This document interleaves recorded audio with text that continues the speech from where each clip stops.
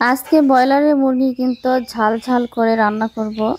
ব্রয়লারের মুরগিটা একটু নরম হয়, এর জন্য একটু ঝাল ঝাল করে রান্না করলে কিন্তু খেতে অনেক মজা হয়। তার জন্য আমি এখানে পেঁয়াজ কুচি নিয়েছি, এলাচ, দারচিনি, তেজপাতা, তার সাথে নিয়েছি আদা বাটা, রসুন বাটা, জিরা বাটা, সব মশলাই কিন্তু এখানে দিয়ে দিয়েছি। তারপরে একটুখানি কষে নেব।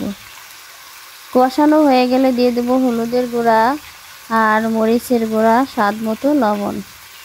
এগুলা দিয়ে আবার একটু কিন্তু মশলাটাকে ঘুঁটা দিয়ে সুন্দরভাবে কষিয়ে নিব, পুড়ে যাতে না যায় সেই জন্য। আর মাংসগুলাকে কিন্তু আমি ধুয়ে কেটে পরিষ্কার করে ঝরা দিয়ে রেখেছিলাম। মাংস সবসময় কিন্তু ঝরা দিয়ে রাখলে মাংসের পানিটা ঝরে যায়, আর কষানোর সময় কিন্তু খুবই ভালোভাবে কষানো যায়, আর মশলাটা কিন্তু মাংসের ভিতরে ঢুকে যায় তাড়াতাড়ি।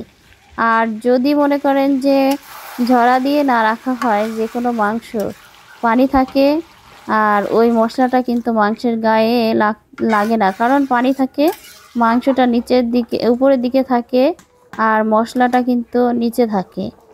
এই জন্য আমি অনেক সময় নিয়ে কিন্তু মাংসটা কষিয়ে নিয়েছি। তারপরে এই যে ঝাল ঝাল ব্রয়লার মুরগি রান্না করেছি।